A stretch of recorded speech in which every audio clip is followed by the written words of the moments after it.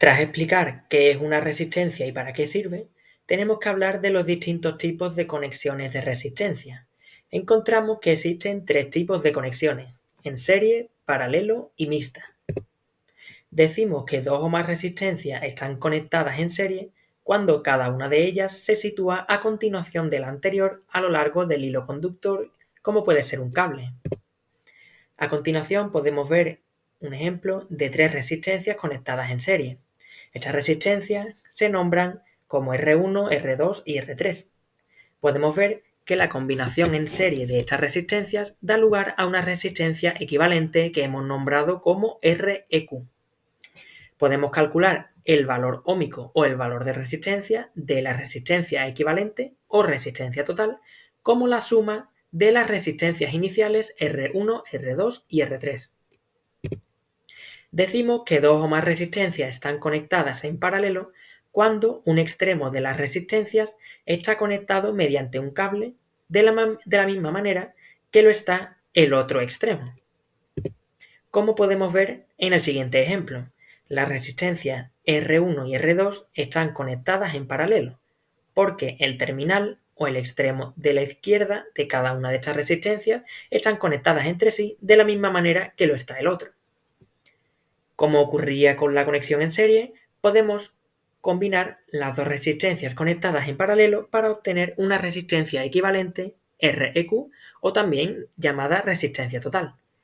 Podemos determinar el valor de la resistencia equivalente mediante la igualdad que podemos ver en la imagen. 1 entre la resistencia equivalente es igual a 1 partido por el valor de R1 más 1 partido por el valor de R2. Para obtener un resultado del valor de la resistencia equivalente, podemos obtenerlo de la siguiente manera. Partiendo de la igualdad anterior, podemos sacar un factor común entre R1 y R2, de manera que obtenemos que la igualdad anterior se desarrolla de la siguiente manera. Como podemos ver en la parte inferior, obtenemos finalmente, tras la operación matemática de inversión, que la resistencia equivalente puede obtenerse a partir del producto de R1 y R2 dividido por la suma de R1 y R2.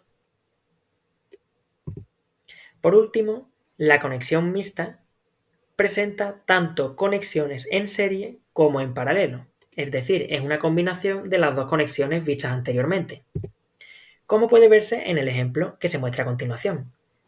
Las resistencias R2 y R3 están conectadas en paralelo y a su vez estas dos resistencias están conectadas en serie con la resistencia R1.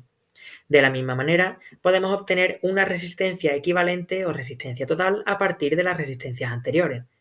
Y la operación matemática para obtener el valor total sería una combinación de la conexión en serie y mixta. Es decir, como las resistencias R2 y R3 están conectadas en paralelo, podemos combinarla como R2 por R3 partido por R2 más R3, como vimos en la operación matemática para la conexión en paralelo. Por último, podemos obtener el valor total o el valor de resistencia equivalente si al valor anteriormente mencionado le sumamos el valor de R1, ya que está conectada en serie con R2 y R3.